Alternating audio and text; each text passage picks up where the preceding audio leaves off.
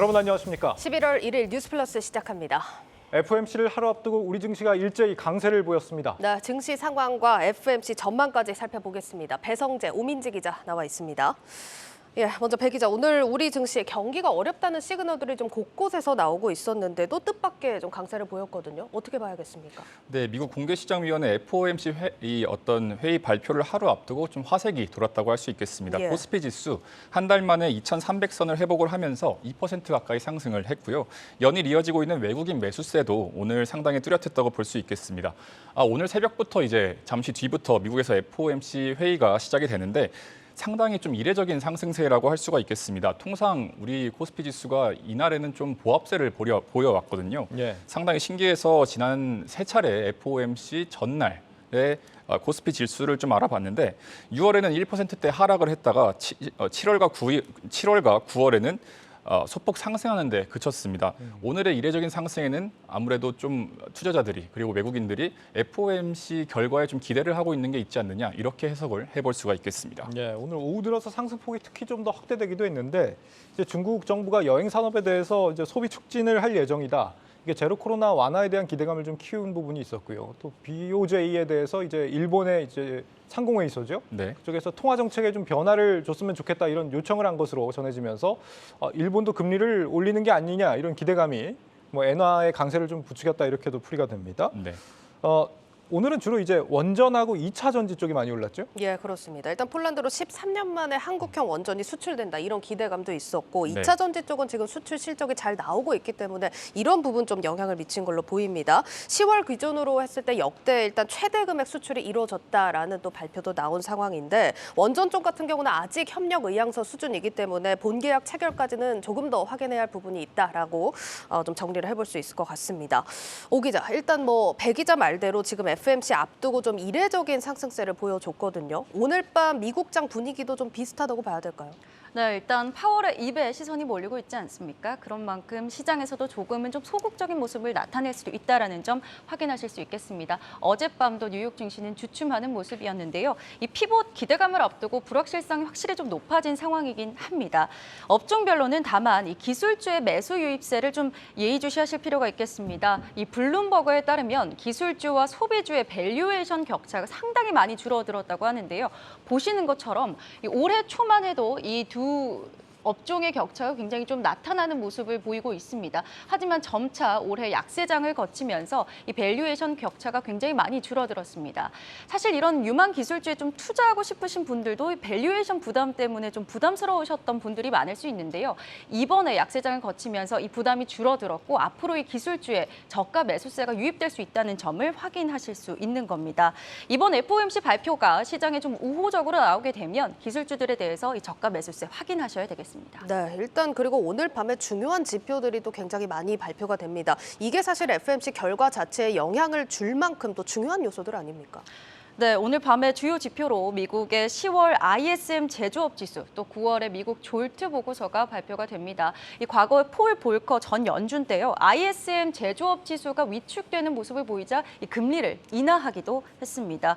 지난번 9월 ISM 제조업 지수가 보시는 것처럼 50.9로 나타났는데요, 8월보다 좀 상당히 좀 낮아졌고요. 예. 2020년 5월 이후로 가장 낮은 수준을 보여줬습니다. 또 심지어 예상치, 10월 예상치 역시도 9월보다 좀 낮아진 모습이죠. 이런 부분 역시 챙겨보셔야 되겠고 미국 노동통계국에서 일자리 공석을 집계하는 보고서가 바로 이 졸트 보고서입니다. 지난 8월에 기업의 구인 건수 1,005만 건으로 전월보다 크게 줄어든 모습 보여줬습니다. 이 노동시장이 냉각하고 있는 것 아니냐 이런 전망이 나왔는데 예. 이번에도 이런 흐름을 계속 보여줄지 지켜봐야 되는 부분입니다. 예, 일단 제조와 고용 보고서 오늘 어떻게 나오는지 좀 확인을 하셔야겠습니다. 어쨌든 이런 경기 상황을 반영하는 거는 다음 FOMC 때 좀 기대를 해볼 수 있을 것 같고 일단 11월 FOMC에서는 75bp 인상으로 좀 기정사실화되는 분위기죠. 일단 가장 유력한 게 75bp 인상입니다. 예. 하지만 여기서 중요한 건 75bp 인상 여부 도 물론 중요하지만 그 다음에 있는 이 연준의 스탠스, 발언을 그렇죠. 좀 참고하셔야 된다는 건데요. JP모건에서 이번 FOMC 발언에 연준의 입장이 어떻게 추가적으로 나타나는지에 따라서 시장 반응이 확연히 좀 달라질 수 있다 이렇게 전망을 했습니다. 이 먼저 75bp 인상 이후에 파월이 매파적인 발언을 하게 되면 S&P 500 0.5%에서 1%가량 빠질 수 있다는 전망인데요. 12월과 내년에 피봇에 대한 기대감을 내비치지 않는다면 또 인플레이션 위험성을 강조하는 방향으로 발언을 하게 되면 시장은 충격을 좀 보일 수 있다라는 겁니다. 사실 이 JP모건은 매파 발언이 이어질 수 있다는 쪽에 무게를 좀 많이 두고 있습니다. 네. 반대로 이 인상 결정 이후에 비둘기파적인 발언을 하게 되면 S&P 500 오히려 인상될 수 있다, 오를 수 있다는 건데 2.5에서 3%가량 오를 수 있다고 봤습니다. 12월 회의에 대해서 명시적으로 이 피봇을 좀 암시하는 발언을 보인다라는 가정에서 이런 분석이 나온 거죠. 네.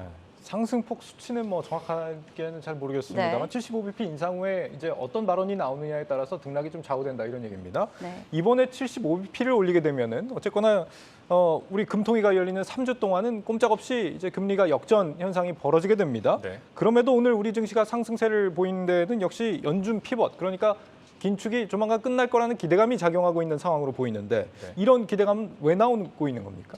아무래도 이제 인플레이션이 고점을 찍었고 또 미국의 경기 침체도 가까워졌다 이런 분석이 나오기 때문입니다. 네. 모건 스탠리나 뭐 JP 모건 이런 곳들에서 이 연준의 금리 인상 캠페인이 종료됐다. 그리고 채권 금리도 고점 찍었다. 이런 리포트들이 계속해서 나오고 있습니다. 네. 근거는 이 미국의 국채 시장에서 10년물과 3년물의 금리가 거의 3년 만에 처음으로 역전이 됐거든요. 통상 10년물이 3개월물 아래라는 신호는 굉장히 이 채권 시장에서 가장 강력한 어떤 경기 침체 신호로 해석이 됩니다. 그만큼 경기 상황이 좀 불안하고 또 그만큼이나 단기 조달에서 좀 이게 좀 이거 우리가 회수 못 하겠는데 이제 이렇게 해석이 가능하다는 것이니까요. 예. 이 밖에도 또 이 달러 가치가 9월에 고점을 찍은 뒤에 한 달 넘게 횡보를 하고 있는 점도 연준의 피봇 근거 중에 하나입니다. 블룸버그는 달러 인덱스가 9월에 114를 찍었는데 그 이후로 지금 111에서 횡보를 하고 있거든요. 예. 근데 이 사이에 좀 경제 전망이 어두워지면서 오히려 이게 호재로 작용을 했다. 이렇게 이제 분석을 했습니다. 국내 증시가 이번 달 들어서 지금 외국인 순매수세가 계속해서 늘고 있는데 예. 이 점도 이러한 점으로 분석해 볼 수가 있겠습니다. 네, 하지만 뭐 동시에 지나친 낙관론도 역시 좀 조심해야 된다, 경계해야 한다 이런 조언도 동시에 나오고 있습니다. 이 블랙록은요, 연준이 금리 인상에 따른 심각한 피해, 다시 말해서 이 경기 침체에 대한 확실한 증거가 나와야지 긴축에 대해서 좀 멈출 것이다 이렇게 설명을 했습니다. 네. 그러면서 시장에서 긴축 종료에 대한 희망으로 이 반등을 기대하는 건 좀 시기상조다 이런 분석까지 더했는데요. 웰스파고도요, 연준이 12월에 50bp 인상을 약속할 것으로 보진 않지만 이 가능성을 좀 열어두는 표현을 할 것이다라고 봤습니다. 그러면서 이 시장의 낙관론을 좀 조절하기 위해서 이 기간을 제한하는 방식을 사용하지 않을까 이렇게 분석했습니다. 실제로 올해 7월과 8월에도 이 9월 FOMC를 앞두고 피봇에 대한 기대감이 좀 나오지 않았습니까? 예. 이 당시에 기대 인플레이션을 좀 나타내는 자료를 준비해 봤습니다. 보시면요, 이 7월과 8월에 피봇에 대한 기대감이 높아지면서 이 기대 인플레이션이 다소 잦아드는 모습을 보이다가 다시 반등을 했습니다. 다시 말해 시장의 피봇 기대감이 연준의 정책 효과를 저해할 수 있다라는 거죠. 이런 상황에서 연준이 쉽게 피봇을 다시 메시지로 던지지는 못할 것이다. 이렇게는 좀 하기 쉽지 않겠다. 이런 네. 분석이 나오고 있는 거고요. 예. 지나친 기대감을 경계해야 한다라는 겁니다. 그러니까 과거처럼 시장에서 좀 섣불리 기대를 품었다가 낭패를 볼 수도 있다 그렇죠. 이런 얘기인 것 같은데 그래도 그때와 지금은 좀 상황적으로 여건이 많이 달라지지 않았나 싶은데 어떻습니까? 일단 최근에 나타나고 있는 거는 미국의 8월 집값이 11년 만에 최대 낙폭을 보였습니다. 이 침체 조짐을 조금 더 명확히 보이고 있다라는 점입니다. 예. 그래서 역시나 이제 미국 내 경제학자들이 내년에 경기 침체가 올 것이다라고 점치는 부분이 비율이 지난 7월에 49%였는데요. 이게 63%까지도 늘어났습니다. 실업률도요, 내년 말에 4.7%까지 오를 것으로 예상을 했습니다. 실제로 미국의 빅테크 기업을 중심으로는 이미 채용 중단의 움직임이 나타나고 있죠. 예. 메타는 지난 9월에 채용을 중단한다라면서 전면적인 조직 개편도 더불어서 진행할 것이라고 밝혔고요. 아마존도 이번 달 초에 리테일 인력을 신규로 채용하지 않겠다 이렇게 밝히기도 했습니다. 이런 점에서 시장은 과거 7월, 8월과는 달리 이제는 연준이 진짜 피봇을 할 때가 아니냐 이런 분석을 내놓고 있는 거죠. 그러니까 확실히 그때 국내랑은 상황이 다르다는 거잖아요. 그런데 연준 피벗을 좀 여전히 경계해야 된다. 이렇게 보는 건 뭐 때문입니까? 일단 지금 미국에서 나타나고 있는 경제 지표들이 좀 상당히 혼조세를 보이고 있는 점에서 의견이 분분해지고 있는 겁니다. 이 연준이 계속해서 금리를 인상할 수밖에 없을 것이다. 이런 주장은요. 여전히 미국 경제가 탄탄하다는 기반 때문인데요. 지난주에 발표된 미국의 3분기 GDP 아시는 것처럼 예상치보다 높게 나왔죠. 예. 또 그중에서도 이 개인 소비 지출이 늘면서 경제 성장이 좀 견조한 모습을 보였습니다. 또 골드만삭스는요. 미국 기업들이 2020년 또 2021년에 초저금리 시대에 회사채를 많이 발행하면서 자금을 확보했다라고 이야기를 했고요. 그러면서 금리 인상 시기를 버틸 자금을 마련했다라는 겁니다.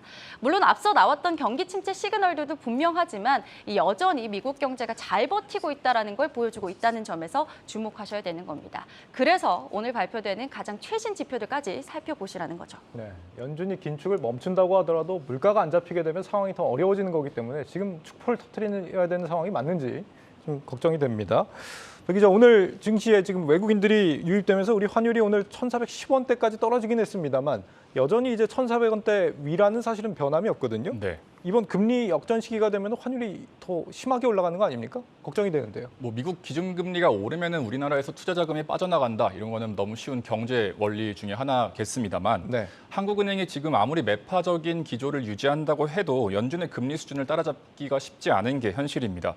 금융시장도 지금 원화 가치의 추가 하락에 베팅을 하고 있는데 뭐 뱅크 오브 아메리카나 노무라 홀딩스 이런 곳들은 지금 1,400원대인 환율이 1,500원까지 오를 것이다 이렇게 전망을 하고 있습니다. 금리가 역전이 되면 이제 환율이 올라가는 거 아니냐 했을 때 과거에 이제 당국자들이 우리는 이제 펀더멘털이 굉장히 탄탄하니까 이 금리 역전 차만 가지고 판단할 문제가 아니다라고 얘기를 했는데 그래 왔었죠. 네. 그럼에도 불구하고 환율이 상당히 많이 올랐었죠. 그렇습니다. 당시에 환율이 얼마나 올랐었죠? 표를 보면서 말씀을 드릴 수가 있을 것 같은데 이 한미 간의 금리 역전이 발생한 게 올해 7월 말입니다. 원달러 환율을 보면 이때를 기점으로 본격적으로 폭등을 시작해서 달러당 1,400원을 넘긴 것을 확인할 수가 있습니다. 같은 시기에 달러 인덱스가 105에서 110까지 올랐습니다. 대충 숫자로 하면은 대략 한 5% 정도 오르는 동안 예. 원달러 환율 10%가 넘게 오른 것이고 그만큼 원화가 유난히 좀 약세다. 이렇게 볼 수가 있겠습니다.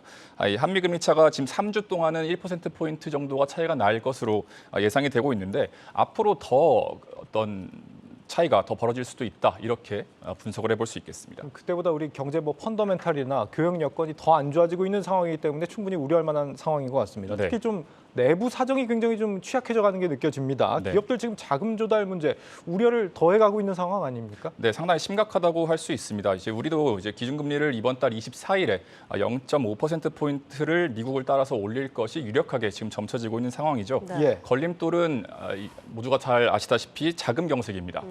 미국의 고강도 이 통화 긴축을 따라가자니 자금 경색이 오고 따라가지 않자니 환율이 치솟는 어떤 이런 진퇴양난의 상황이라고 할 수 있겠는데 자금 경색 상황 지금 상당히 심각한 수준이라고 할 수 있겠습니다. 단적인 예로 채권 시장의 경색 속에 5대 시중은행의 이 기업 대출액이 사상 처음으로 700조 원을 돌파했습니다.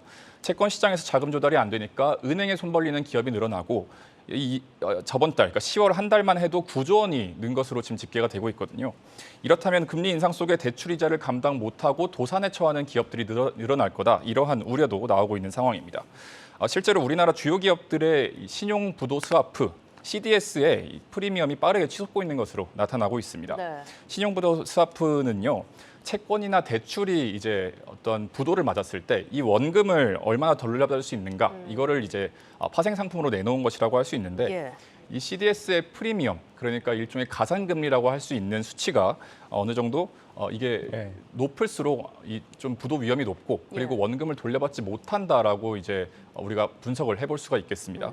근데 오늘자 삼성전자 5년물 CDS 프리미엄이 67.83bp인데 1월에 21.5bp였거든요. 그러니까 3배가 지금 뛰어오른 상황입니다. 네, 뭐 이런 가운데 우리나라 CDS 프리미엄이 70bp로 오늘 발표가 됐는데 이게 10월 초에 56bp라는 점을 감안했을 때 굉장히 가파르고 또 빠르게 올라간다는 점까지 또 추가로 또 알고 계시면 될 것 같습니다. 뭐 이런 가운데 때마침 이 자금 시장 경색 해소를 위해서 5대 금융 지주사들이 대규모 지원책을 오늘 내놨습니다. 연말까지 95조 원을 투입하겠다라는 계획입니다. 김보미 기자의 리포트로 살펴보겠습니다. 정부가 50조 원 이상의 유동성 공급 프로그램을 가동한 데 이어 추가로 민간 차원의 대규모 공급책을 내놨습니다. 시장 안정 노력이 제대로 효과를 발휘하기 위해서는 시장 참가분들의 노력과 협조가 절실한 상황입니다. 5대 금융지주가 연말까지 시장에 풀기로 한 자금 규모는 총 95조 원. 이 중 73조 원가량은 시장 유동성을 공급하는 데 사용됩니다. 레고랜드 사태로 차환 발행이 힘들어진 자산 유동화 기업 어음을 포함해 특수 은행채, 회사채, 여전채, CP 등을 매입하고 단기 자금 시장 불안이 추가 확산되지 않도록 MMF 운용 규모를 유지하는 것 등이 대표적입니다. 숙제는 인플레와 경기 둔화의 지금 침체를 어떻게 극복할 거냐 하는 건데 아직 초입 단계에 있다고 생각합니다. 이 길을 잘 극복해 나갈 수 있도록 지혜를 모으자 하는 말씀드리고 시장 혼란이 계속된다고 하면 결국은 그것이 이제 금융기관의 건전성에 문제가 되기 때문에 안정시켜서 최대한 노력을 하겠습니다. 또 회사채 발행에 어려움을 겪고 있는 기업들이 안정적으로 자금을 확보할 수 있도록 대출을 활성화하고 동시에 은행채 발행은 자제하기로 했습니다. 현재 금융시장이 매우 엄중하다는 것을 잘 알고 있습니다. 정부의 금융시장 안정 대책에 적극적으로 참여하고 협조하겠습니다. CP 매입이라는 은행채 발행 축소 등 여러 가지 좀 방안을 강구해서 자금시장 안정에 기여하도록 하겠습니다. 신용이 높은 은행채로 돈이 몰리면서 회사채 발행 시장이 급격하게 얼어붙었던 만큼 이를 완화하기 위해서입니다. 이외에도 금융지주는 채권 및 증권시장 안정펀드에 12조 원을, 이금융권 신용 공여 한도 유지를 위해 10조 원을 계열사에 공급할 예정입니다. 전문가들은 당국과 민간의 이러한 적극적인 움직임이 시장 안정과 신뢰 회복에 도움이 될 수 있을 것으로 보고 있습니다. 규모가 이제 충분한지 아닌지는 이제 시장이 판단할 문제이긴 하지만 금융사들이 시장 전반의 안정을 위해서 협력한다라는 거는 아무래도 시장의 안정 요인이 될 수가 있는 거죠. 현재 기관 투자자들은 지난주부터 회사채 시장에서 1조 원 이상 순매수하며 조금씩 매입 규모를 늘려나가고 있는 상황. 얼어붙은 회사채 시장에 온기가 돌 수 있을지 주목되는 가운데 앞으로 금융당국과 5대 금융지주는 격주로 만나 협력 방안을 추가 모색할 예정입니다. 한국경제TV 김보미입니다. 네, 정부와 금융기관들이 지금 지난번 50조 원에 이어서 이번에 100조 원을 꺼내들었는데 평가들이 좀 어떻습니까? 크레딧 애널리스트, 그러니까 채권 전문가들은 정부 정책이 상당히 강력하다는 데는 중론을 모으고 있습니다. 하지만 이것이 어느 정도 단기적으로 효력을 발휘할 것이냐, 이것은 좀 회의적인 평가를 내놓고 있는 현실입니다. 이들이 비교군으로 삼고 있는 시기가요, 코로나19 팬데믹 초기입니다. 당시에 이제 유동성 공급 정책이 시작한 게 3월이었고, 이 회사채 가상금리를 의미하는 신용 스프레드가 줄어들기 시작한 게 7월 정도로 보거든요. 예. 게다가 이제 당시에는 통화당국과 재정당국이 같은 정책을 내놨습니다. 그러니까 통화정책은 금리를 내렸고, 그리고 재정당국은 돈을 풀었고, 이렇게 이제 박자가 맞았었는데 지금은 반대지 않습니까? 통화당국은 금리를 올리고 있는 현실이고 재정당국은 돈을 풀고 있기 때문에 예. 정책 효과가 그때에 비해서 좋을 것이냐? 굉장히 회의적인 상황이죠. 그렇기 때문에 효과가 좀 느릴 것이라는 예측이 가능합니다. 실제로 아직도 공모채 시장에서 미매각 사례가 지금 속출을 하고 있고, 하나솔루션이나 LG유플러스 같은 우량 등급 채권 발행사도 이 미매각에 계속해서 발생을 하고 있습니다. 오늘은 장내 일반 시장에서 증권 견설사인 한신공영의 회사채가 무려 놀랍게도 최고금리가 65%에 달하는 65%에 유통되는 사례도 지금 발생을 하고 있는 현실입니다. 네. 조금 좀 다른 이야기긴 한데요. 환율 변동성 심해지면서 이에 대한 피해를 입는 기업들도 속출을 하고 있습니다. 조금 전에 공시로 뷰웍스라는 기업이 외환 파생 상품에서 221억 규모 손실이 발생했다고 공시를 하기도 했습니다. 예, 알겠습니다. 여기까지 듣도록 하겠습니다. 배성재, 오민지 기자였습니다.